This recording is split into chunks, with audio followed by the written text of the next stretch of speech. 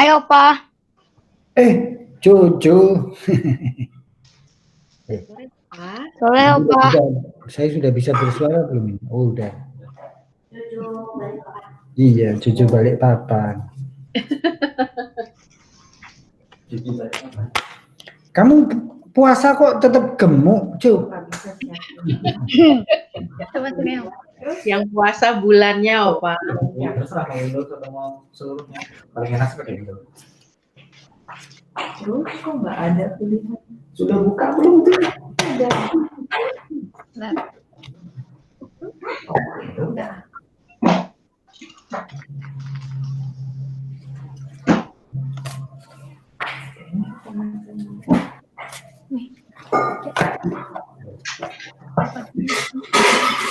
Jadi kok. Bisa.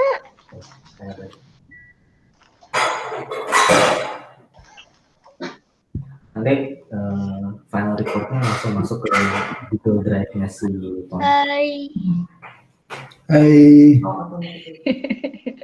Ada Daryl juga. Ini di mana Daryl? Di rumah ya? Di rumah. Lantai 1 apa 2? Sampai 1. bisa kita akses. 1. Jadi dia di-upload dulu sama si Pakai bantal. Ya, Daryl selama physical distancing menderita nggak? Nggak bisa ke kafe?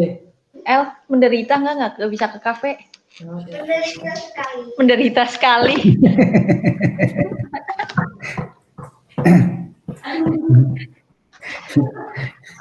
Menderita sekali. Wah, pakai sekali itu. Berarti cuma sekali dong, Daryl. Cuma sekali katanya menderitanya. Sangat menderita. Sehari nangis berkali-kali.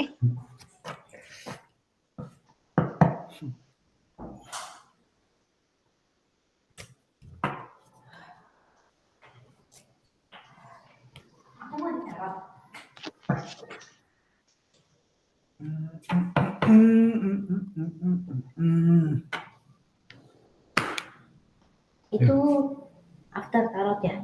Bukan, ini Rider White. Aku nggak suka Rider White ini karena sejarahnya. Kartunya juga si Raider itu tidak mengakui gambarnya si White. Jadi si Raider itu jadi bikin kartu tarot itu biasanya ada dua orang, satu yang punya konsep, satu penggambar. Jadi si Raider ini pernah menghilangkan nama si Wade sampai mati. Ini kan kartu udah kuno. Jadi sekarang kartu ini disebut kartu Raider Wade itu atas jasa para penarot zaman sekarang yang mengakui bahwa itu adalah buatan dua orang gitu. Kepala saya memenuhi layar. Biar apa tahu sendiri. Udah. Tetap cuma Alis lah. Dia udah apa ya? Gini. Iya. Nggak makin jauh. Nah, gini gitu. loh, cakep. Ya.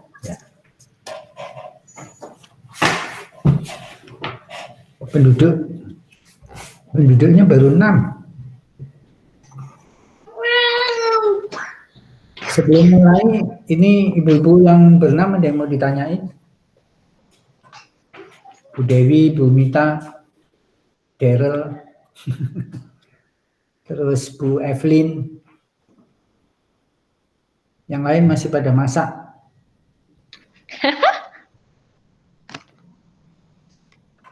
Bu Mita, berarti kalau saya ke Purwokerto udah bisa dimasakin masakannya sendiri dong? Apa? Nggak ke restoran lagi kita. Ah, Gimana Daryl? Masakan mami enak nggak? Masa kalau mau makan kayaknya ragu banget, Pak. Tanyain masakannya Mami enak nggak, El? biasa aja. Biasa aja. Biasa aja. Wah, gimana Daryl ini? Wah, Ya, Ju. kapan kesini lagi? Nanti kalau diundang oleh cucu.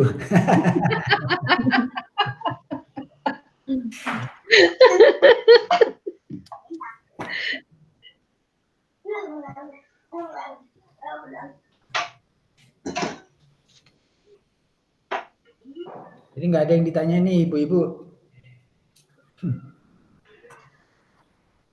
Belum, Pak.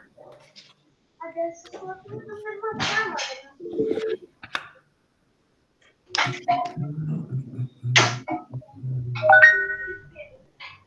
Kurang.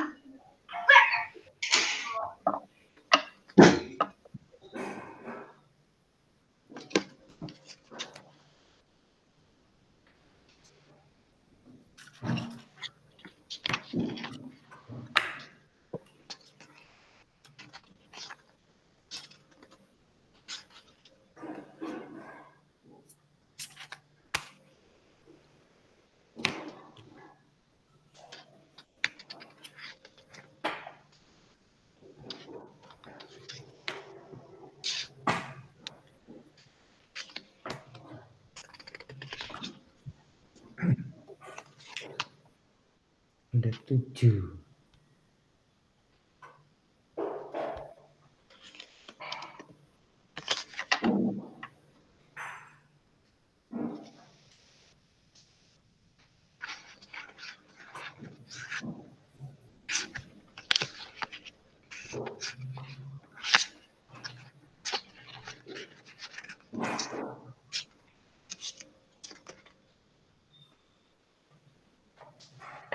Sudah 8. Besok itu libur ya? Libur apa? Rekrutes nggak masuk? Tidak.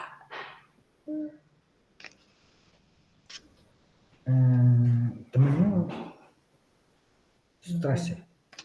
Siapa? Yasin. Lumayan. Karena Kerjaan Eropa kali. Dan perasaan dan lain-lain sebagainya. Jadi dia udah mulai intens telepon papanya. Jadi sekarang biasanya kan telepon papanya kalau mau nyariin mamanya. Kalau telepon mamanya nggak diangkat. Kalau sekarang enggak, memang intens telepon papanya. Gitu.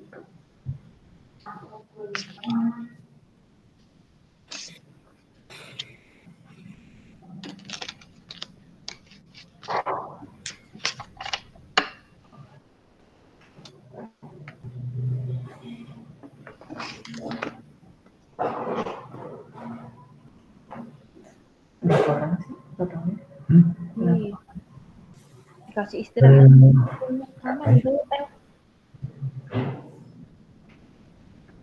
peserta taruh berapa ya? Ini Kedua diseru-serunya. Bentar aku itu apa?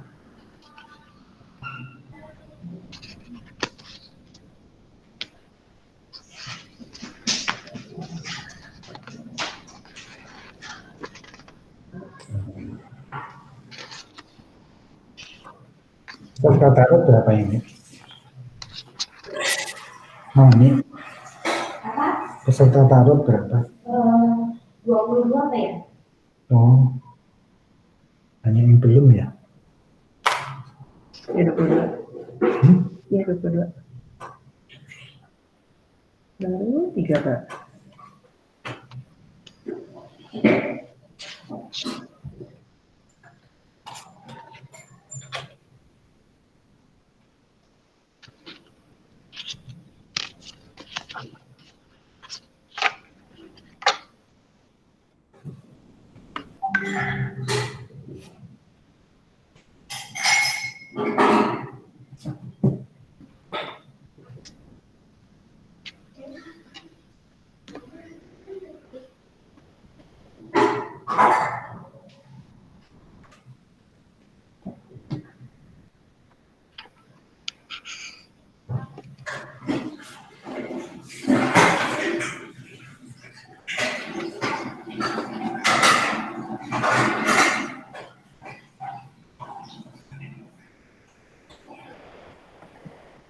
Opa, Ya, tarot ini bisa dari anak umur berapa, Opa? Atau dewasa baru bisa ditarot?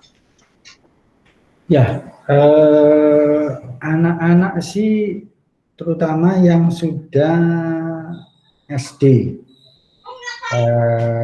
Ukurannya sih sebenarnya kalau dia sudah bisa menggambar, cukup jelas gambarnya, dan dia juga sudah bisa ditanyain gambarnya itu menceritakan apa. Jadi kalau misalnya anak udah bisa katakanlah 3 tahun, kan coret-coret ya Bu? Iya. Coret-coret, tapi kalau ditanya ini gambar apa, dia bisa cerita. Jadi anak itu sudah bisa ditarot, tapi kalau anak-anak itu selalu facing up. Kenapa? Karena kalau anak kecil itu isi bawah sadarnya belum banyak. Perasaan-perasaan berat yang disimpan itu kan belum banyak. Jadi lebih baik kalau untuk anak-anak itu facing up. Kecuali Sampai usia berapa? Ya. Sampai usia berapa itu, Opa, harus facing up? Kira-kira SD kecil ya Bu, kelas 3 gitu. Jadi kalau udah kelas 4, udah SD besar, udah bisa mikir review, ya bisa berpikir abstrak, itu baru bisa kita facing down. Atau anak-anak kecil itu tapi ternyata hidupnya berat, terus punya banyak luka gitu. Jadi misalnya ibu pengen bantu anak-anak jalanan gitu ya, atau anak-anak di panti asuhan gitu kan, ada yang dari kecil gitu. Nah itu kan saya juga baru tahu ternyata anak panti asuhan sebuah gereja itu juga disiksa oleh ibu asrama. Padahal itu kan panti asuhannya gereja gitu. Kan kita enggak masa mengenal kasih mukulin anak-anak panti asuhan kan gitu ya. Iya. Ya ternyata kan enggak gitu. Jadi untuk anak-anak yang kayak gitu kita boleh facing down, karena berarti isi bawah sadarnya sudah cukup banyak gitu. Kalau mau mulai sudah jam. Ya. Nah, saya mulai saja ibu-ibu ya, karena sudah pukul 17 waktu Indonesia bagian Bandung. Kalau Balikpapan pukul 18 ya. Nah, hari ini kita akan bicarakan tentang Arkana Minor. Tapi sebelum itu, kemarin kan saya berjanji nunjukin kartu mana yang bisa dipakai untuk psikoterapi, kartu mana yang nggak bisa. Nah, saya tunjukkan dulu yang nggak bisa. Contoh, ya.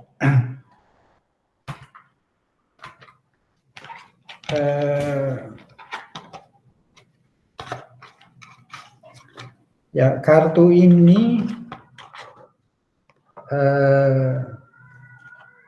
judulnya Shadowscape. Ya, kartunya deck Shadowscape ini sangat indah. Ya, gambar-gambarnya indah sekali. Tetapi kalau diperhatikan di dalamnya nggak banyak archetype, ya, nggak banyak archetype, sehingga nanti kita kesulitan menginterpretasi, ya, seperti itu. Gambarnya memang sangat indah, jadi kalau seperti ini untuk koleksi aja. Kemudian kartu-kartu yang terikat budaya. Ya, misalnya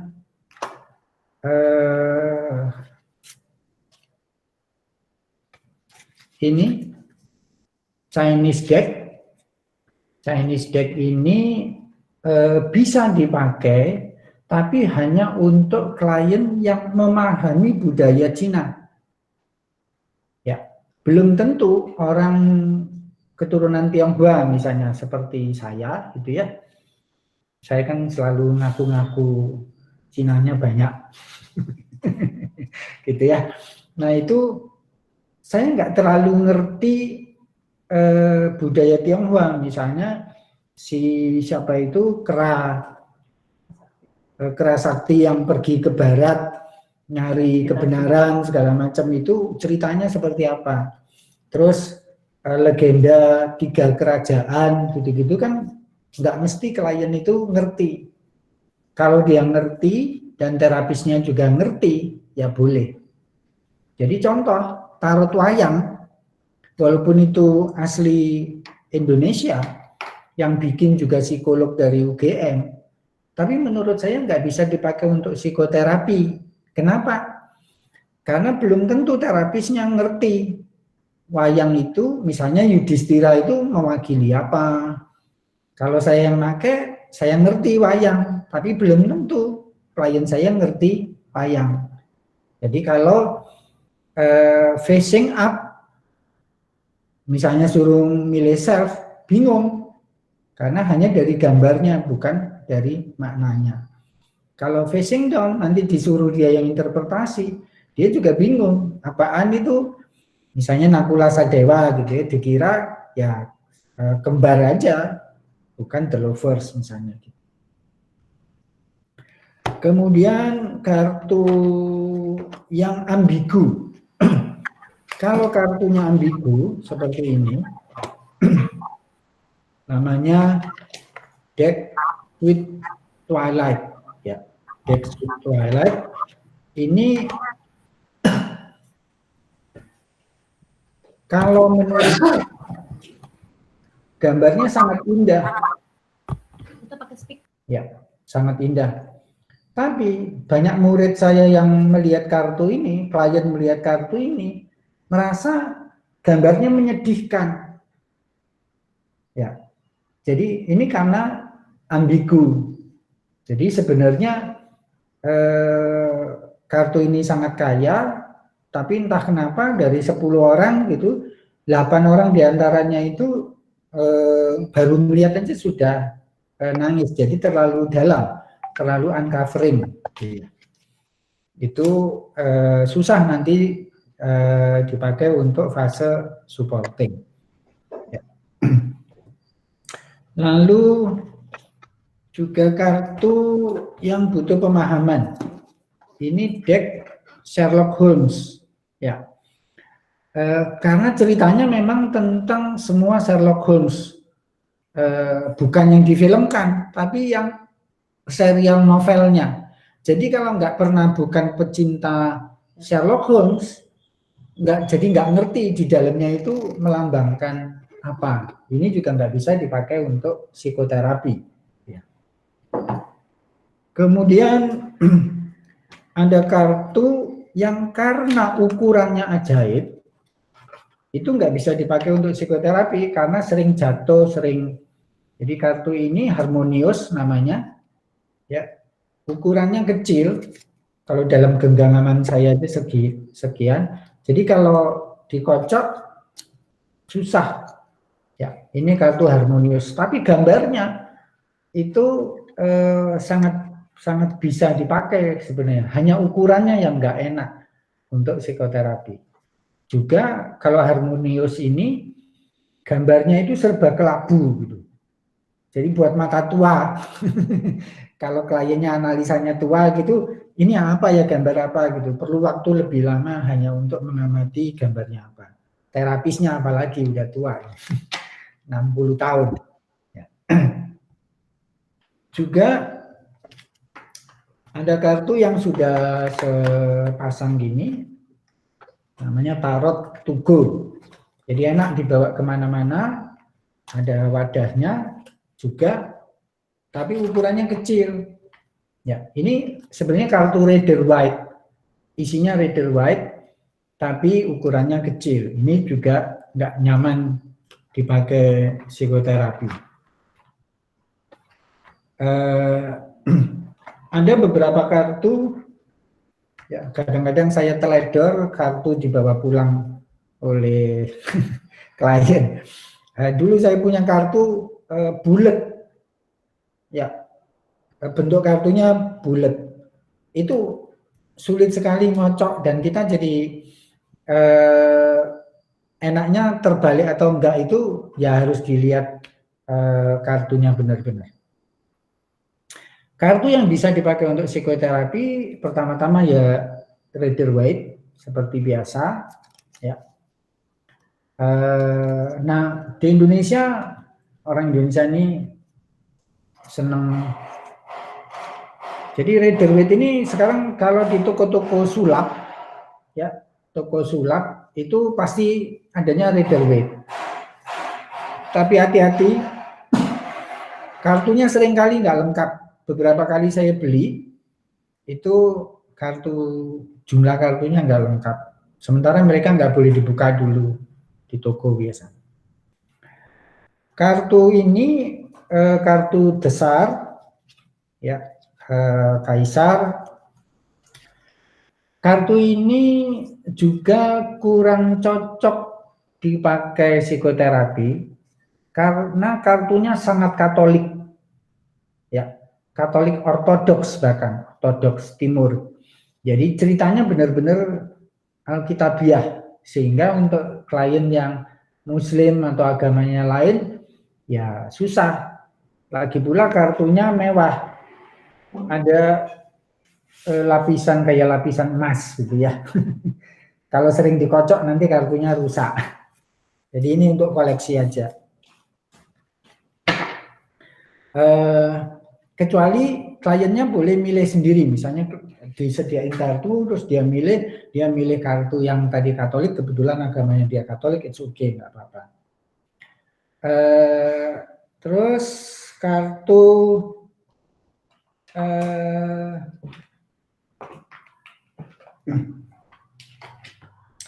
ini kartu apa nih, anime, ya kartu anime. Deck anime biasanya remaja seneng karena gambarnya komik Jepang gitu ya. Jadi ini bisa dipakai tapi khusus untuk remaja dan anak-anak gitu. Orang dewasa kurang cocok. Kemudian ada kartu deck namanya Mystic Fairy. Mystic Fairy ini selain gambarnya bagus, juga archetype-nya banyak. Jadi memilih kartu yang boleh dipakai psikoterapi itu adalah kuncinya archetype atau metafora di dalam kartu itu banyak dan bisa diartikan. Ada kartu lain, kartu steampunk, ya. Steampunk ini tentang revolusi industri. Revolusi industri, ada yang banyak gambarnya kayak mesin gitu-gitu, ya. Ini ada yang bisa dipakai untuk psikoterapi, ada yang tidak. Kalau ini persis seperti Rider White, hanya gayanya gaya aliran menggambar steampunk yang kayak zaman teknologi industri. Jadi kayak ini The World itu digambarkan ada roda mesin, ya. Gear mesin. Lalu ada deck namanya Hidden Realm. Ini archetype-nya sangat kaya juga, gambarnya juga bagus, artistik, dan ini malah kalau saya senang karena pilihan warnanya blok. warnanya ngeblok seperti ini hijau, ya. Ini orange, keunguan itu warnanya sendiri bisa diinterpretasi. Kemudian ada kartu yang sebenarnya bisa dipakai, namanya deck di impresionis. Jadi sebenarnya lukisan-lukisan ternama di dunia itu dijadiin kartu. Ini kalau klien maupun terapis apresiasi seni lukisnya itu dalam, sih cocok ya. Tapi kalau kliennya awam terhadap seni lukis fine art, ya jangan ya, karena nanti simbolisasinya, archetype-nya sulit bagi dia. Itu dulu dari saya tentang kartu yang boleh dan nggak boleh dipakai. Nah, kita lanjut hari ini mengenali minor arkana. Minor arkana ini sebenarnya kalau kartu itu kayak kartu remi. Jadi asal-usul sejarah kartu remi itu sebenarnya dari kartu tarot, yaitu minor arkananya dijadiin kartu remi. Ya.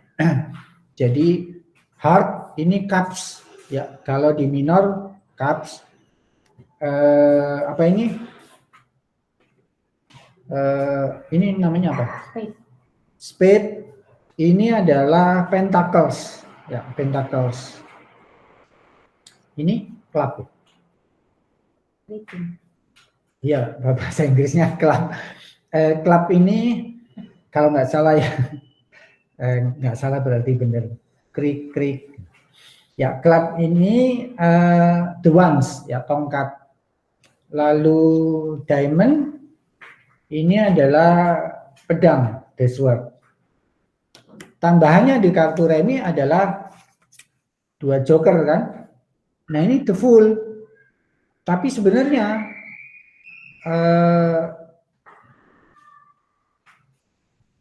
yang merah ini kalau nggak salah adalah the fool awal. The fool beneran. Ini adalah the world. Ya. Jadi mayor arkananya hanya diambil 2, the fool dan the world. Sisanya adalah minor arkana. Next.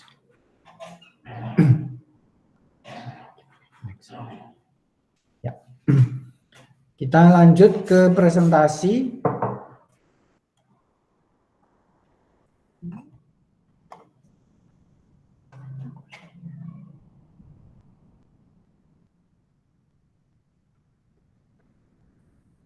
Ya. Jadi kalau kita ke minor arkana, ada 4 set. Ya, pertama yang cups, ya, cups. Lalu ada wands, tongkat. Lalu ada pentacles, tameng atau koin, dan the sword. Jadi 4 set ini sebenarnya adalah 4 elemen, 4 cara manusia menghadapi atau merespon dunianya. Ya, kan sebenarnya respon yang sehat itu misalnya begini. Saya cerita ke Bumita di Bandung, kalau ke Bandung coba pergi ke restoran ABC, karena di restoran Mandarin itu masakan Tionghoanya enak. Kan saya cerita. Nah, tapi cerita ini sebenarnya tentang indrawi, tentang sensori. Maka respon yang baik adalah terima kasih sudah menunjukkan bahwa restoran Mandarin itu masakannya enak. Tapi kita ke restoran Mandarin atau tidak, ya bergantung pada lidahnya. Jadi gara-gara saya cerita, terus Bu Mita datang ke restoran Mandarin, langsung, oh ya ini enak, karena Pak Dono bilang enak. Itu kita responnya, sebenarnya harusnya indrawi menjadi, indrawi itu berarti the ones, kita respon dengan the sword, pedang. Ya, bahwa pikiran itu pasti benar mengalahkan si indrawi. Atau sebaliknya gini, ya anak kecil bertengkar, pukul-pukulan, terus diintervensi oleh mama-mamanya. Anaknya 5 menit kemudian sudah main, mamanya sampai 5 tahun kemudian masih musuhan. Nah itu juga respon terhadap dunia yang keliru. Ya, kenapa? Karena the sword si anak, ya pedang si anak dari perdebatan tadi itu nggak setajam apa yang dipikirkan oleh orang tuanya. Orang tuanya main reading, berarti responnya. Nah, sementara si anak tadi itu mungkin bukan the sword, tapi cups. Cara mereka saling menyayangi itu ya gebuk-gebukan antara lain gitu. Sama dengan saudara kadang-kadang bertengkar, itu cups sebenarnya. Cara menyampaikan perasaannya seperti itu. Jadi cara yang benar adalah pikiran dibalas dengan pikiran, perasaan dengan perasaan, indrawi juga dengan indrawi. Jadi permusuhan pendukung Jokowi dan Prabowo sampai ke bawah-bawah itu menunjukkan bahwa cara kita merespon misalnya pikiran dibalas dengan perasaan. Ya, misalnya saya bilang, jenderal ini harus bertanggung jawab gini-gini. Menurut pendapat saya, berarti kan pikiran. Terus dibalas dengan emosi gitu-gitu. Itu jadi dunia ini kacau karena elemennya kita kacauin. Ya harusnya sword dengan sword dibalas dengan sword, ones dengan ones dan seterusnya. Nah, tiap-tiap unsur ini ada tingkatannya. Next. Ya, sorry. Jadi minor ini untuk interpretasinya itu contohnya gini misalnya. Setelah kita bikin sebaran mayor misalnya sebaran periode, ya sebaran periode, ternyata masa lalunya terbalik, masa kininya tegak, masa depan tegak. Nah, kita pengen nanya lebih lanjut, ini tidak selaras, kenapa masa lalunya terbalik, kok masa depannya sudah tegak? Ini apa yang sudah terjadi? Kita pakai kartu minor untuk menjelaskan. Kapan perubahan itu terjadi, oleh siapa, segala macam itu pakai kartu minor. Jadi peran yang berbeda, jadi jelasnya gini, katakanlah mayornya the strength. Kita pengen tahu strength ini katakanlah di masa kanak-kanak tadi terbalik. Terus di masa kini katakanlah udah jadi hermit tapi tegak. Nah, kita pengen tahu perubahan perannya dari strength terbalik ke hermit tegak.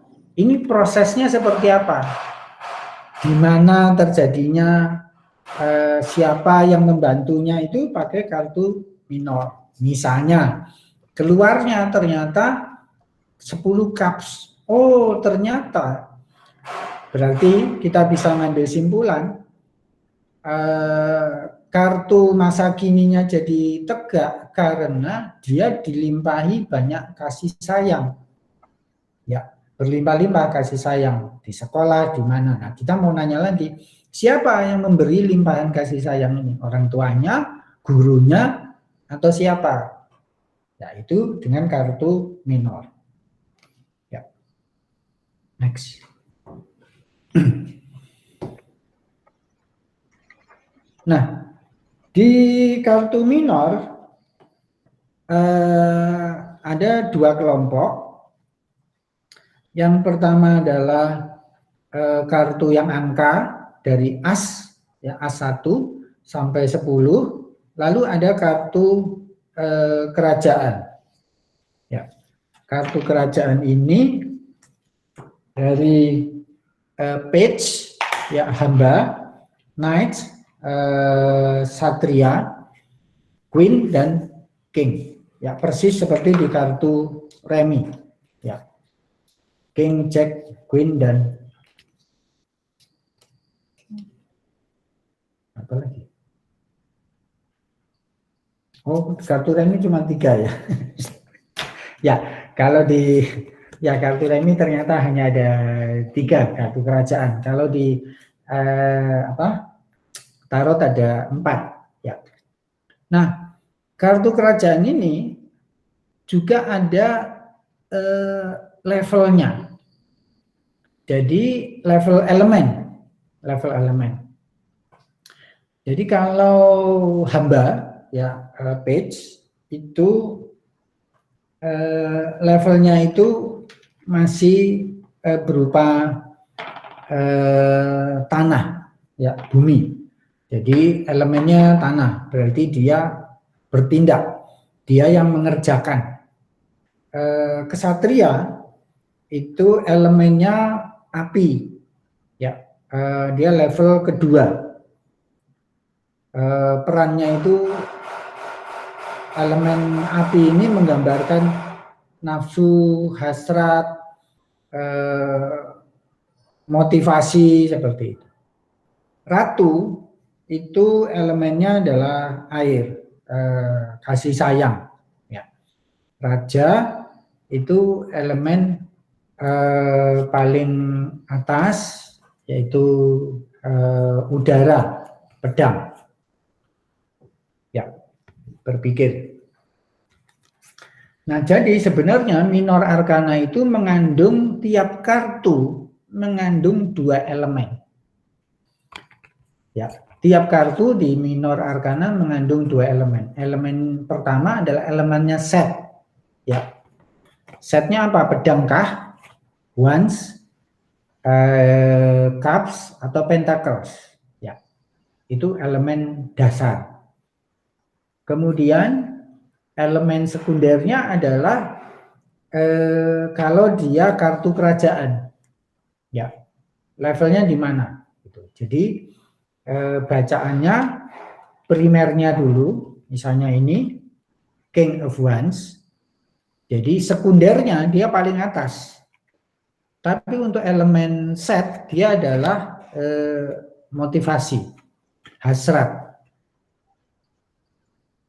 Ya, api. Berarti dia api yang paling tinggi.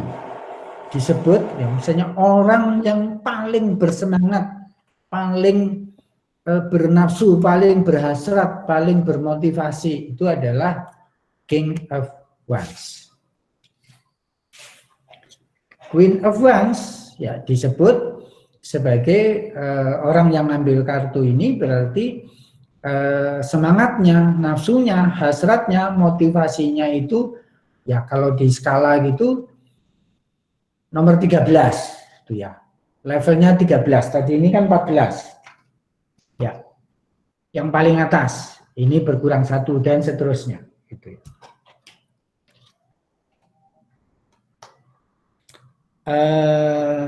Pedang misalnya.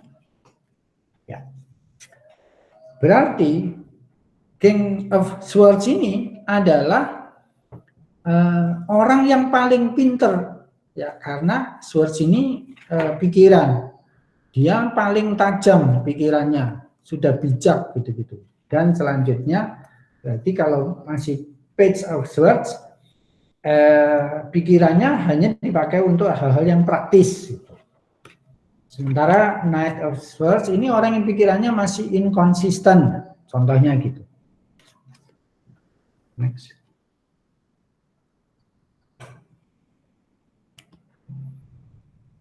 Nah, untuk interpretasi kartu minor itu pedomannya tiap kartu ini bisa menggambarkan pribadi orangnya, pribadi si analisan. Tapi bisa menggambarkan peran. Ya, kalau pribadi, misalnya page, berarti orang yang pribadinya ini fokus pada mengerjakan sesuatu, hands on, gitu ya. Orang yang senang kerja, gitu-gitu. Sebaliknya, kalau sebagai pribadi, Knights ini orang yang masih labil, gitu ya, yang masih bergerak atau masih labil ini bisa labil ke arah positif, bisa labil ke arah negatif, gitu ya, dinamis. Sementara Ratu perannya ini seperti di Empress yang menjadikan, yang menghasilkan seperti itu. Tapi juga bisa diartikan minor ini sebagai peran. Jadi kalau sebagai peran, Queen of Wands ini ya berperan mengasihi, mencampur, menggabung, mempengaruhi gitu perannya. King ya perannya memerintah, memimpin, mendominasi, mengatur seperti itu. Itu peran. Tapi interpretasinya juga bisa berkaitan dengan situasi atau kejadian. Jadi kalau page ini situasinya soal detail, soal teknis. Jadi misalnya klien datang seperti nanti di PR, dia nanya, nanti menikah saya sebaiknya di gedung apa? Pakai cara Jawa atau cara Tionghoa? Itu jawabnya pakai minor. Dan kalau keluar page ya berarti memang soal detail-detailnya. Gitu. Kalau Knights, ya Knights ini kalau makna situasi atau kejadian itu lagi misalnya kita mau pergi wisata, mau pindah rumah, mengubah peraturan. Jadi intinya ada proses, ada pergerakan, ada dinamika, itu situasi yang digambarkan oleh The Knights. Nah, kalau Ratu, situasi misalnya saya barusan menerima oleh-oleh dari Bu Mita dan Bu Dewi misalnya, ya dapat kiriman masker, itu digambarkan oleh kartu Queen ini menerima. Juga bisa berupa memberi sebaliknya, gitu ya. Karena Queen ini memang kartu keseimbangan, kartu yang dinamis. King ini situasinya sudah statis, sudah stabil, sudah menetap. Jadi misalnya katakanlah ibu-ibu peserta tarot ini misalnya membayangkan ayahnya masing-masing, terus keluar kartu ini, berarti si ayah itu pribadi yang sudah stabil, yang sudah statis, yang sudah menetap, yang kuno, ortodoks, itu diwakili oleh situasi si raja minor. Ya.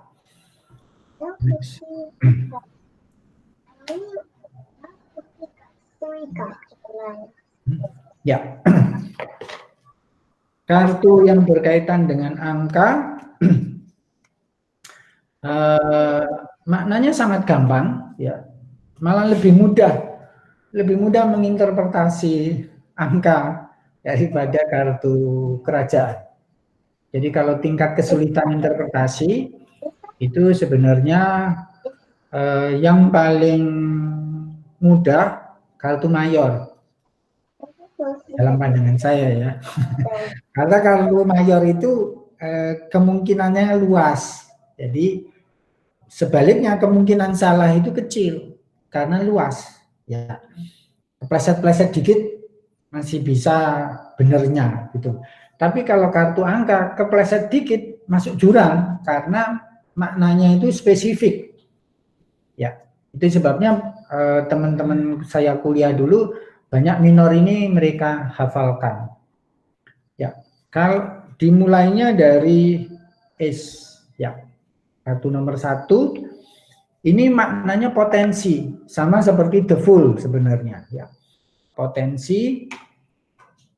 Jadi kalau tegak berarti punya potensi. Kalau terbalik kurang punya potensi atau kurang berkembang atau tidak berkembang. Lalu 2 artinya dualitas ya, keseimbangan. Jadi datang pasangan ya, keluar kartu angka 2 ya, ini keseimbangan. Sebaliknya kalau terbalik maknanya ambiguitas, keraguan-raguan, dilema ya, itu makna dari 2 terbalik. 3 ini maknanya interaksi, hubungan, komunikasi ya. Jadi kalau tegak berarti hubungannya lancar, interaksinya baik. Kalau terbalik keluarganya interaksinya terhambat, mampet seperti itu. Kartu 4 ini persis seperti kata orang Cina, ciong. Sial, mati kalau terbalik. Tapi kalau tegak stabil. Ya. Stabilnya bisa juga maknanya tidak berubah ya, jadi bisa negatif juga gitu. Nah 5 dari awalnya tegak pun maknanya cenderung negatif karena 5 ini menunjukkan adanya kesulitan, adanya hambatan dalam bekerja misalnya gitu, karena 5 ini biasanya berkaitan dengan pekerjaan. Ya, jadi tapi kalau makna positifnya tegak ini juga bisa berarti peluangnya memanfaatkan peluang. Sebaliknya kalau terbalik 5 ini berarti tidak ada harapan ya, atau tidak punya tujuan-tujuan praktis, tujuan jangka pendek. 6 adanya pertumbuhan. Kalau di grafologi namanya angka keluarga. Ada pertumbuhan, ada motivasi untuk mengembangkan diri. Ya. Jadi tapi kalau terbalik bisa tidak ada pertumbuhan atau mandek atau sebaliknya regresi, mundur. 7 persis di grafologi juga artinya dan bahasa Indonesia tujuan. Berarti kalau tegak ada keyakinan, ada pengharapan. Ya, tujuan apa? Tujuan jangka panjang. Kalau 5 tadi tujuan praktis, tujuan jangka pendek. Kalau 7 tujuan jangka panjang. 8 itu artinya perubahan. Jadi kalau 4 tadi itu mati, 4 itu stabil, 8 ini baru, ya stabilitas baru. Jadi kartu 8 dan 4 itu seperti kartu 10 dan 21, ya. Seperti the world dan wheel of fortune gitu ya. Jadi 4-nya ini wheel of fortune, 8-nya ini the world, ya, hidup baru. Juga bisa digambarkan 4 dan 8 ini seperti death dan judgment, ya.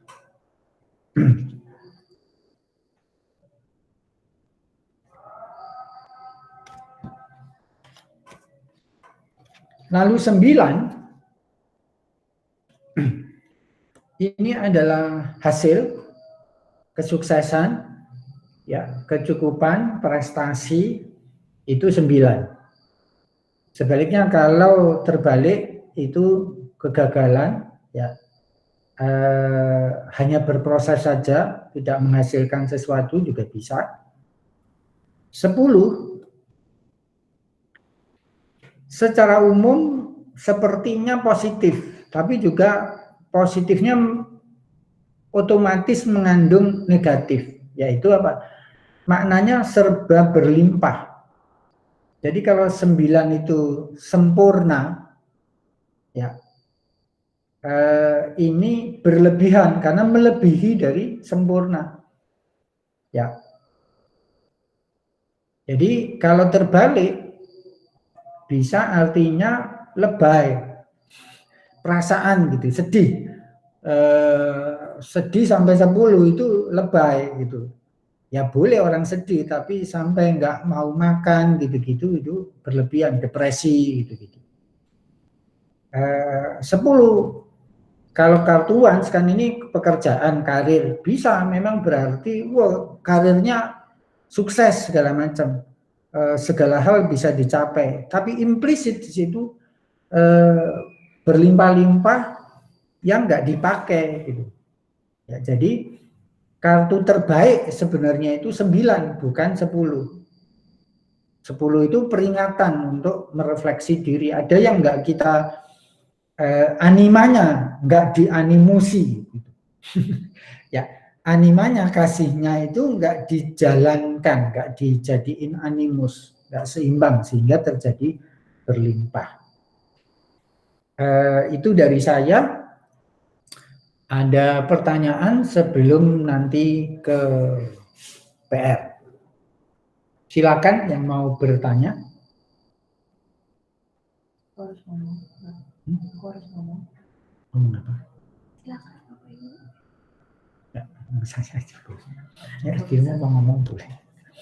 Ya silakan Ibu Bapak yang mau nanya kasih tanda aja atau di chat ya. Saya dibantu Mbak Handayani. Ya, maunya dipanggil Handa, nggak mau dipanggil Yani. Juga apalagi dipanggil Daya juga nggak mau dia. Oke. Kalau Nol kenapa nggak ada Pak? Ada yang bertanya? Nggak ada yang bertanya? Terlalu mudah ini buat ibu-ibu. Ada dari Pak Adi kayaknya. Ya. Pak Adi atau Cilus ini. Kalau Nol kenapa nggak ada? Adanya kan angka 1 langsung kan? Kalau di Oke, ya. Kenapa langsung angka 1 nggak ada angka 0? Ya, terima kasih. Dari Cilusi.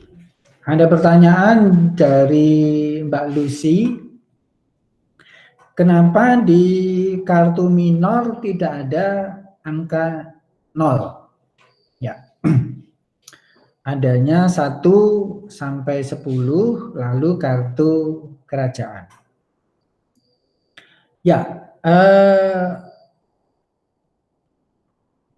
pertama, saya nggak tahu juga jawabannya. Ya, nggak tahu jawabannya.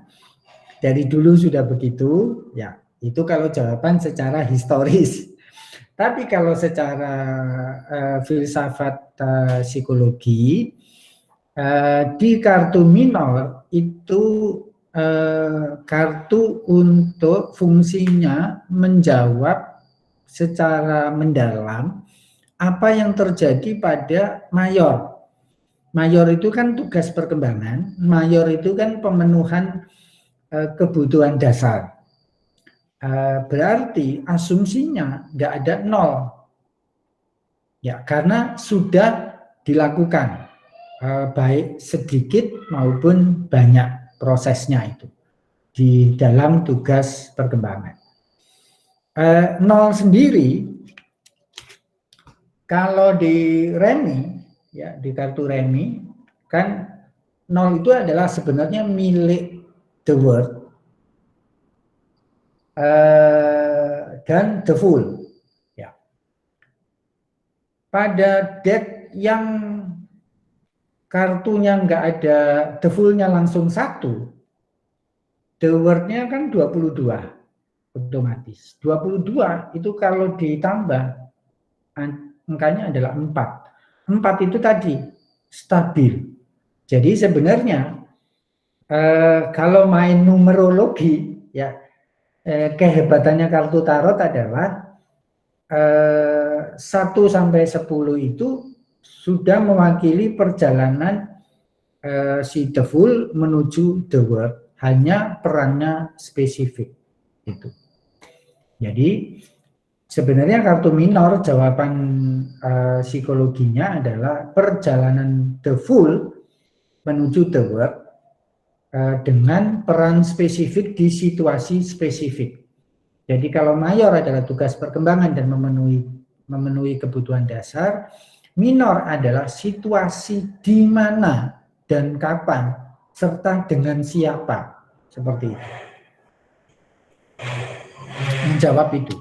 Apa pertanyaan selanjutnya? Apa benar bahwa kartu tarot tidak boleh dibeli, hanya boleh diberikan oleh orang lain dari Bu Dona? Oh, boleh. Sangat boleh membeli dan disarankan kartu tarot itu Beli sendiri. beli sendiri. Ya, kalau nunggu saya dikasih Bu Dewi, wah, saya nunggu Bu Dewi pergi ke Singapura lama nanti.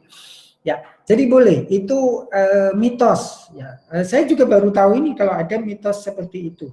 Jadi sekali lagi kita belajar psikoterapi tarot, tidak belajar tarot divination. Saya ngomong aja soal energi ya. Jadi di tarot itu, psikoterapi tarot, kita menggunakan teori yang namanya teori chaos, teori kekacauan energi. Contoh nih misalnya, katakanlah saya ini kan ya sekian tahun yang lalu saya bercerai. Terus misalnya saya nggak ngerjain PR saya. Terus saya buka kartu tarot. Terus ternyata kartunya serba terbalik misalnya.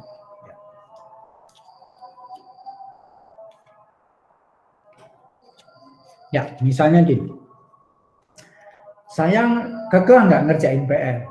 Itu saya lakukan 3 tahun lalu.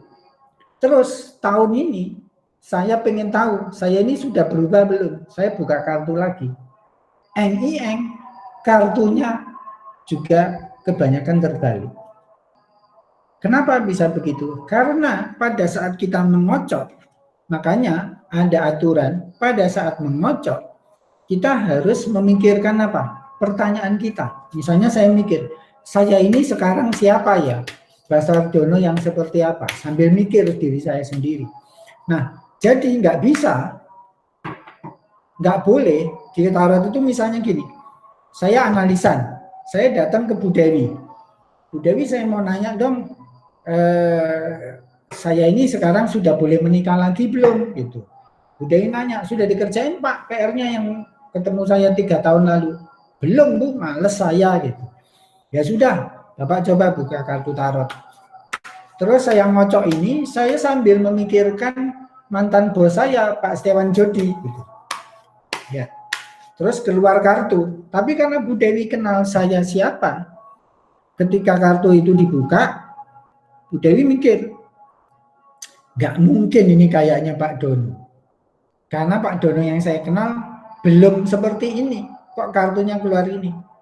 Terus Bu Dewi nanya, Pak Dono tadi waktu ngocok mikirin diri sendiri atau orang lain? Iya Bu, ngaku saya mikirin orang lain. Nah itu, jadi itu disebut teori chaos. Kalau kita belum berubah, mau gimana-gimana, yang keluar kartunya serupa. Nggak harus sama, tapi maknanya itu pasti serupa. Ya, seperti itu. Jadi sebaiknya karena ini energinya itu tarik-menarik antara problem maupun solusi dengan si kartu, gunakan kartunya sendiri, ya. Dihadiahi orang boleh. Jadi mitos itu muncul karena dia nggak mau beli, Bu, pelit. Nunggu kiriman dari orang gitu ya. Ada nih salah satu peserta di sini itu yang setiap kali sering pergi ke Singapura, itu kalau pergi terus saya difotoin gitu, fotonya begini ya, ditutupi bagian tertentu gitu difoto. Apa mau kartu mana gitu? Saya bilang saya mau kartunya dong, tapi tolong dibuka tangannya. Tetap fotonya begini. Jadi bagian harganya ditutupin. Oke, pertanyaan selanjutnya. Ya. Bapak, cara yang benar memberikan kartu untuk analisan kocok bagaimana? Tegakkah, tegak mengarah analisankah, atau bagaimana? Oke, cara mengocok kartu. Dari Bu Ike. Ya, Bu Ike. Ada kacamata baru, Ike? Ya, misal ini ya, contoh. Saya terapis. Ya. Katakanlah saya nyampein ke klien dulu, facing up. Bapak atau Ibu, saya punya 2 kartu. Ya, ini ada kartu gambarnya ini, kartu gambarnya ini. Mau pilih yang mana? Itu boleh. Ya, tapi jangan dikasih pilihan banyak sekali, gitu ya. Ya tadi, misalnya pilihan 2, 3 boleh, gitu ya. Karena orang punya preferensi. Misalnya, oh saya nggak suka kartu gayanya lama, saya mau kartu gayanya modern, boleh-boleh aja. Tapi tadi udah disediakan. Terus kemudian dia udah milih, misalnya kartu Rider Waite, gitu ya. Ya, kalau ini sih kita serahin biasa aja. Mau serahinnya tegak, serahinnya terbalik, boleh. Mau kita pakai metode ini kan semua tegak. Ya, semua tegak. Semua tegak. Atau mau kita acak.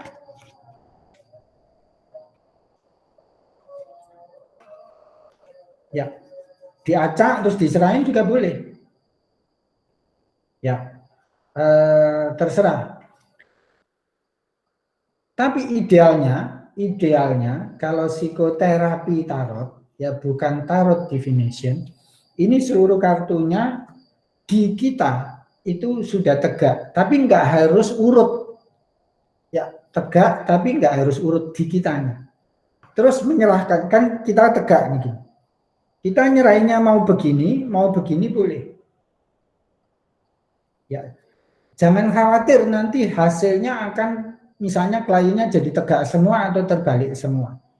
Karena apa? Kemarin yang dicontohkan di videonya Anda, misalnya ini kan tegak ya, tegak. Terus saya bikin misalnya di bawah ini semua tegak.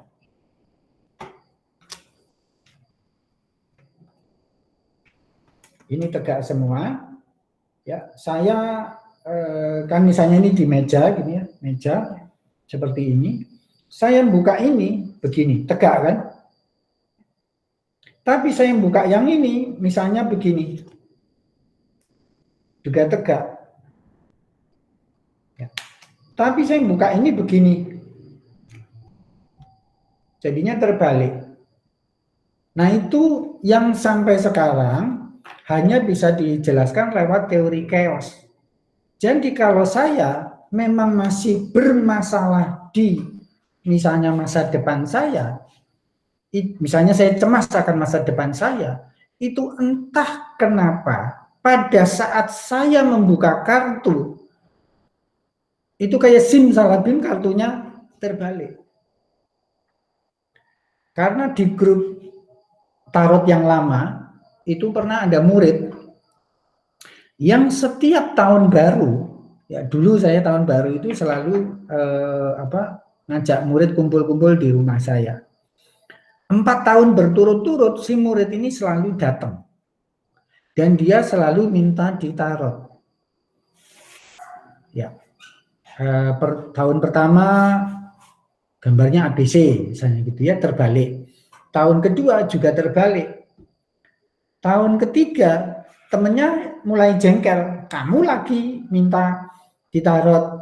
Temennya sudah mulai memprediksi, pasti masih terbalik, wong kamu nggak pernah ngerjain. Dia ngotot. Tahun keempat dia datang lagi, sama tetap terbalik. Kenapa? Karena dia nggak pernah ngerjain PR-nya.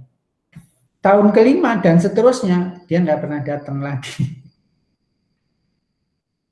Ya, karena ya problem hidupnya makin berat. Jadi Ike jangan khawatir, ya asal kita menggunakan psikoterapi tarot, berikan secara tegak, boleh tegak, kalau ragu-ragu berikan aja secara horizontal. Ya, diserahin secara horizontal begini. Terus nanti kan otomatis si klien itu akan muter dengan sendirinya sesuai dengan dirinya sudah masih chaos atau sudah selaras. Oke, pertanyaan selanjutnya Pak dari Cilusi. Jadi sebenarnya angka itu dimulai dari 0 atau 1? Angka dimulai dari 1 kalau minor. Ya, tapi kalau di mayor dimulai dari 0 sampai dengan 21. Kemudian dari multi mandiri, aku nggak tahu siapa. Opa, arti kartu itu sebanyak 78 buah harus dihafalkan? Tidak, nggak ada ilmu yang harus dihafalkan. Ya, semua ilmu mesti dipahami. Nanti kalau sudah paham, apalagi dengan latihan, itu otomatis jadi seperti hafal. Gitu. Saya juga gini, kalau mau punya klien, nggak harus kita sudah nunggu hafal. Bahkan sebarang itu boleh kita ngerpek. Jadi kadang-kadang saya di depan klien itu ngerancang dulu sebaran, gini-gini. Terus saya kalau sebarannya kompleks, itu malah kertas sebarannya itu, ya saya tunjukin gitu ke klien. Ya misalnya ini ada kertas, ya isinya ada gambar berdiri gini, seperti ini disampaikan ke klien. Ini nanti bentuknya kayak gini ya, itu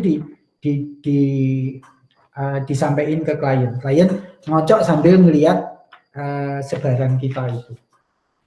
Terus kita ngerpek juga boleh. Jadi di psikoterapi itu bukan berarti terapis itu sudah harus waskito, sudah bijak seperti Teh Hermit gitu, enggak. Kita boleh ngerpek, oh ini maknanya apa gitu. Cheat sheet lembaran yang di halaman terakhir kayak gini ya, cheat sheet-nya ini boleh ya kita selipin gitu. Oh ini artinya gini ya, tapi jangan jelasin sambil baca gitu ya. Oh kan ada poinnya apa gitu ya, terus itu boleh. Cara melatihnya memang seperti itu ya, tapi mesti jujur gitu ya. Saya ini lagi belajar tarot, saya butuh latihan. Kamu kalau mau bayar ya saya terima kasih. Misalnya gitu, jujur. Oke. Opa, ada lagi pertanyaan dari Bu Elisa. Jadi ketika klien datang dan mengatakan permasalahannya, misalnya saya mau bercerai, apakah hal itu lebih baik bagi saya untuk melangkah ke depan? Lalu kita tentukan dulu elemennya. Itu pertanyaannya. Karena ini berkaitan dengan masa depan dan untung rugi, maka kita pakai kartu Swords saja ya, Opa. Jadi proses itu selalu dimulai dari mayor. Nggak bisa. Jadi minor itu sebenarnya langkah kedua, ketiga seperti itu. Jadi karena gini, kalau kliennya ini baru pertama datang, kan kita harus tahu prosesnya itu kartu self-nya apa. Terus orangnya seperti apa. Karena kan nggak pakai wawancara nih. Kalau nggak pakai wawancara, maka pengganti untuk mengenal si klien ini kita pakai mayor dulu.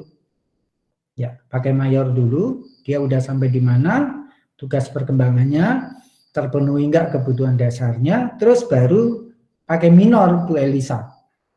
Ya. Yang nanya Bu Elisa, betul. Ya, Bu Elisa. Ya, jadi setelah itu baru nanya, oh begini, mau bercerai, saya pakai Ibu silakan pakai minor ini, ya pakai sebaran ini, Ibu pikirkan langkah-langkah yang harus dilakukan misalnya sebelum bercerai misalnya gitu. Jadi mayor dulu untuk mengetahui sebarannya, periodenya, ya baru kemudian minor. Atau pertanyaan lain misalnya, kecuali klien bukan klien pertama, misalnya gitu. Kita udah kenal, si kliennya juga sudah kenal dirinya sendiri. Dia datang lagi konsultasi kedua, ketiga, atau kesekian, ada pertanyaan baru tentang misalnya karir, pindah rumah, atau apa, itu langsung pakai minor boleh. Oke, pertanyaan selanjutnya, Bu Yosi perlu afirmasi. Jadi yang mengocok kartu kan klien, tapi yang membagikan kartu dan membuat sebaran adalah analis. Bukan, tetap si klien. Jadi kita hanya merancang sebaran. Misalnya gini, contoh ya, katakanlah klien datang, ya tadi kayak pertanyaan Bu Elisa, dia pengen bercerai. Jadi dia ngocok kartu, nah, terus katakanlah Bu Elisa merancang sebarannya itu 5, ada 5 kartu. Ya misalnya paling kiri adalah siapa dirinya. Nomor 2 adalah siapa pasangannya. Nomor 3 pilihan jika bertahan. Nomor 4 pilihan jika masing-masing mau berubah. Paling ujung adalah pilihan jika bercerai, misalnya gitu. Berarti 5 kan? Nah, jadi klien ngocok, Bu Elisa sudah mengatakan tadi, ya sudah merancang di kepalanya nomor 1 itu apa. Jadi perintahnya gini, misalnya saya Anda Bu Elisa, saya ini klien. Bu Elisa ngasih perintah, Ibu coba sekarang pikirkan diri sendiri. Ya, terus kliennya Pak Dono ini ngocok sambil memikirkan dirinya. Ambil 1 kartu Bu, taruh. Iya. Kocok lagi ya Bu, sekarang pikirkan istri Bapak, gitu ya. Jadi Ibu ya, sekarang ganti Bapak. Sekarang pikirkan istri Bapak, gitu ya. Mantan saya misalnya, saya mikirin. Ya, terus ambil 1. Sekarang pikirkan Bu, Pak, pikirkan kalau Bapak dan Ibu bertahan. Oke, saya mikirin bertahan, diteror terus oleh dirinya. Saya ambil kartu, ada curhatnya nih. Gitu ya. Oke, Bu Elisa ngasih perintah lagi. Sekarang pikirkan Bu, kalau Ibu dan Bapak mau dua-duanya berubah, ya ambil kartu, taruh. Terus terakhir pikirkan kalau jadi bercerai. Ya. Ambil 1 kartu. Nah, udah semua tertutup kondisinya. Bisa dilihat ini. Ya. Semua posisinya masih tertutup. Ya. Lalu Bu Elisa ngasih perintah, sekarang buka kartu pertama, Bu. Diri saya terbalik kalau menurut saya. Ya. Terus saya buka istri saya. Dia tegak, keren gitu ya. Lalu kalau bertahan, nah, buka gini. Ya. Kalau masing-masing berubah, kalau bercerai. Ya. Seperti itu prosesnya. Baru kemudian diminta menginterpretasi. Jadi ditaruh dulu semua, tertutup, terus dibuka 1 persatu, baru diinterpretasi. Jadi nggak bisa begini. Misalnya dibuka 1, ini masih tertutup. Ini dibuka 1 terus diinterpretasi. Nggak boleh. Kenapa? Kalau seperti ini, nanti yang kesulitan itu analis. Karena kita membacanya konteks. Ya, si pasien juga membacanya kehilangan konteks. Dia terlalu fokus pada dirinya sendiri dan seterusnya nanti. Konteksnya jadi hilang. Jadi dibuka. Nah, pada klien baru sering terjadi, misalnya kartu ini kan terbalik. Begitu dia terbalik, dia lihat terbalik, dia coba ubah. Kita bilang, biarin aja Bu, nanti seperti itu. Jadi biarin dulu seperti ini. Kalau ingatan kita kurang bagus secara visual, kalau saya biasanya saya foto dulu. Ya, karena di dalam proses konseling itu sering kartu itu dipindah-pindah, jadi difoto dulu keadaan aslinya seperti apa. Karena itu juga dokumen medis. Ya. Nah, nanti waktu jelasin, karena saya itu lebih enak melihat kartu kalau tegak semua, ini ditegakin dulu sambil jelasin. Tapi kita ngomong, ini tadi posisinya terbalik.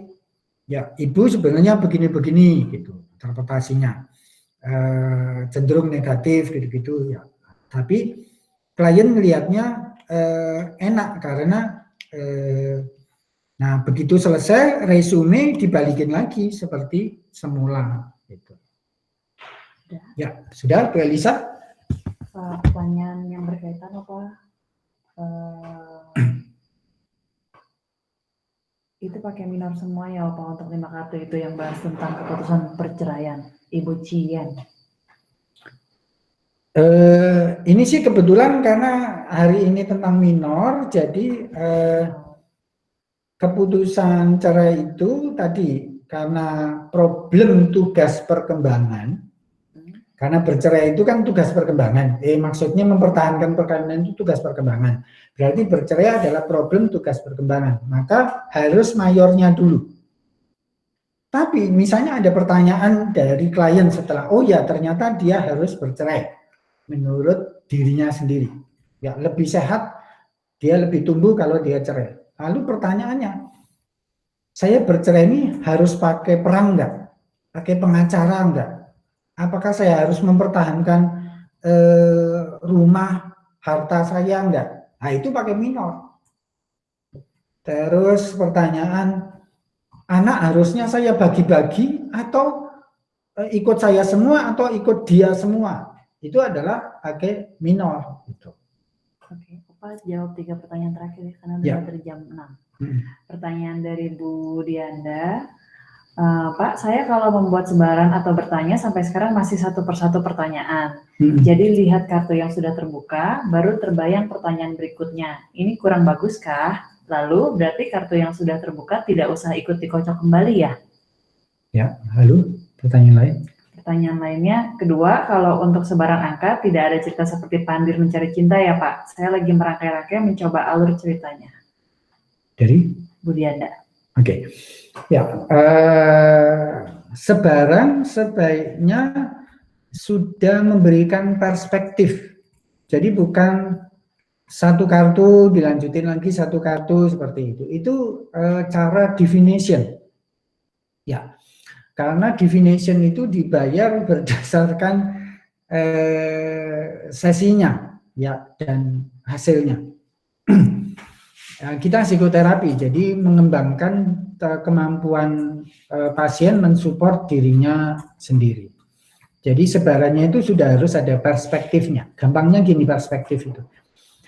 Klien bukan hanya tahu apa yang harus dia lakukan minggu depan, tapi juga tahun depan, 10 tahun lagi, 15 tahun lagi, itu perspektif. Itu. Ya, jadi sebaiknya udah jelas. Misalnya kalau dia hanya nanya, saya harus tetap jadi dokter atau bisnis online, itu harus gambaran semuanya. Nggak bisa jawab misalnya, oh untuk marketingnya dulu, jawab produksinya dulu, tapi satu kesatuan. Jadi sebaiknya merancang sebaran, memang bukan satu persatu pertanyaan. Oke. Terus pertanyaan kedua kartu minor kan? Ya. Nah jadi kartu minor itu memang nggak ada ceritanya. Jadi si Pandir mencari cinta itu bukan cerita utamanya, tetap si Pandir mencari cinta, tapi minor itu seperti ini. ketika si Pandir itu berada di Jakarta, itu pekerjaannya bagaimana, di mana, menghasilkan apa, itu adalah minor. Gitu. Ketika si Pandir katakanlah pacaran, lalu berencana menikah, itu proses perannya si Pandir dari tadinya mandiri, apakah tetap mandiri setelah menikah, ataukah dia menjadi pribadi yang dependen? Jadi minor itu perubahan peran, perubahan pribadi yang sifatnya temporer. Jadi di psikoterapi tarot itu kita mesti ingat teori kepribadian. Teori kepribadian itu kan, kepribadian itu ada dua komponen besar. Komponen pertama adalah komponen yang tetap. Kalau saya ini yang tetap itu temperamen misalnya, saya ini apa itu, sanguin gitu-gitulah ya. Itu yang tetap. Terus kepribadian juga ada komponen yang dinamis, yang berubah. Komponen yang tetap ini, saya sama dengan Anda, tukang mikir misalnya gitu. Saya sama dengan Katie, sama-sama tukang mikir, itu kesamaannya. Nah, yang berubah itu biasanya adalah keunikan saya. Dono tukang mikir waktu kecil, waktu remaja, waktu kerja di minyak sama kerja sekarang sebagai psikolog, itu ternyata mikirnya beda-beda. Nah, itu minor, kartu minor. Perubahan dashboard-nya, misalnya dari As ke 9, misalnya gitu. Pertanyaan dari Bu Evelyn, Opa. Pak, apakah tarot ini hanya boleh dipakai untuk hal yang formal seperti psikoterapi? Boleh nggak kita buat seperti hiburan saja? Kalau boleh, bagaimana pendekatannya ke teman-teman agar tetap dapat diterima, tidak dianggap sebagai divine? Terima kasih. Ya, boleh saja dipakai main-main. Tapi lebih baik itu kan gini, pada saat kita main-main, sebaiknya peran kita itu nggak berubah total. Kan tadi ada peran, ada pribadi kita, ada peran kita, itu sebaiknya nggak berubah. Jadi jangan sampai orang melihat kita itu pribadi yang lu dosen, lu orang yang serius, tapi lu juga percaya takhayul gitu misalnya. Itu kan dua yang beda gitu ya. Jadi misalnya gini, saya terapis, tapi saya juga ngajar, jadi itu peran yang beda, tapi masih di dalam satu rel gitu. Nah, sebaiknya pada saat bercanda itu kita tetap fun itu, misalnya katakanlah untuk, saya sering pakai tarot di ini apa, acara gereja gitu, misalnya retret gitu-gitu, saya pakai. Ya tentu gereja yang sudah kenal saya. Nanti mereka kaget loh, kok pakai tarot gitu. Biasanya setelah pakai tarot mereka, nah jadi intinya gini Mbak Evelyn, kalau ada orang dari awal nggak percaya, itu jangan dilawan dulu, terima dulu. Kita pakai cups itu menerima dulu. Oke, kamu nggak percaya nggak apa-apa kok ya. Mari kita lihat aja. Ya dilihat. Nanti ujung-ujungnya setelah tahu interpretasinya Mbak Evelyn, ternyata sangat alkitabiah interpretasinya. Jadi tarot ini ternyata dari si Pandir sampai The World itu sama dengan isinya Alkitab. Tapi sebaliknya teman yang Muslim bilang, oh ini tarot ini ternyata sesuai dengan Al-Quran gitu-gitu dan seterusnya. Itu kemudian, jadi nggak perlu kita mempertahankan mati-matian si tarot. Oh ini ilmiah begini-begini. Suruh mereka lihat aja hasil. Oke. Kemudian apa, ngomong-ngomong masalah bayar, biasanya klien di-charge untuk tarot berapa ya? Karena untuk tarif psikoterapi biasanya sudah ada tarifnya. Tetapi jika menggunakan alat bantu dengan tarot, apakah wajar di-charge lebih dari biasanya? Bu Dona.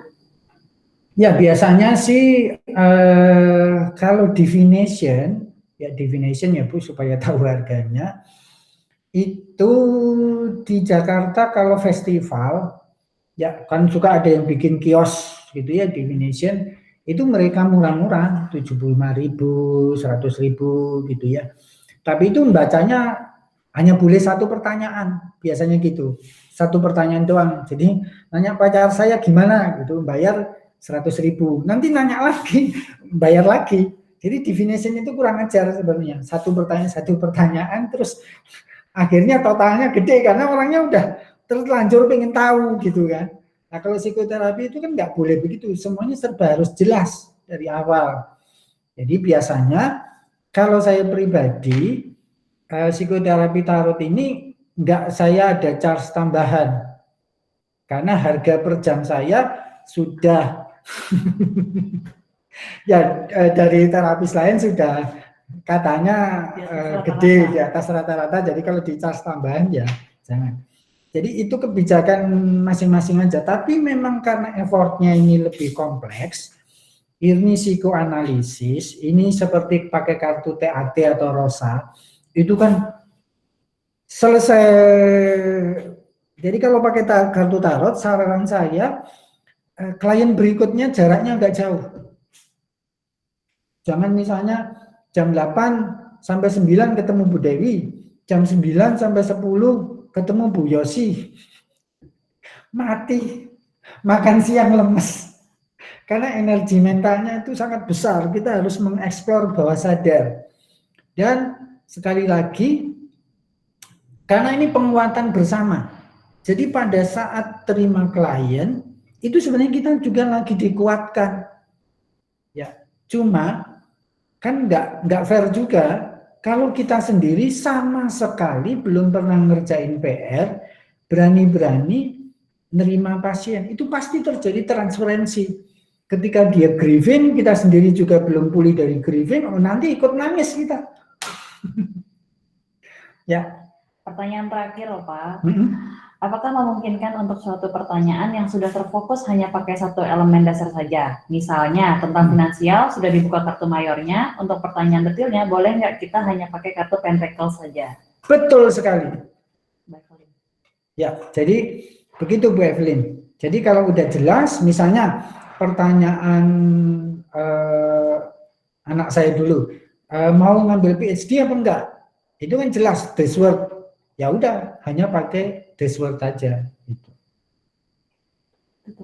Ya, terima kasih Bu Yosi, Bu Dewi, Bu Melani, Bu Evelyn, Bu Cien. Hari ini lengkap. Ya, semua lengkap, Bu Dona. Selamat datang Bu Dona. Ya, selamat berbuka puasa buat yang puasa. Kerjain PR, ya latihan E1 tentang mau menikah, ya gampang itu PR-nya. Ya. Sampai ketemu minggu depan. Tuhan berkati. Makasih Opa. Makasih Opa, sampai ketemu. Makasih Opa. Terima kasih Opa. Makasih Opa. Ya. Oke. Thank you Opa. Bye bye. Terima kasih Pak Dono. Terima kasih Pak Dono. Ada kepo. Oh, ada anakku. Coba wajahmu yang ganteng mana kok? Bram. Jangan begitu. Udah sembuh, Bram? Udah sehat, Pak. Ini anak saya yang paling ganteng, ibu-ibu. Ya, Bram, tetap sehat ya. Terima kasih, Pak. Ya udah ya. Ya.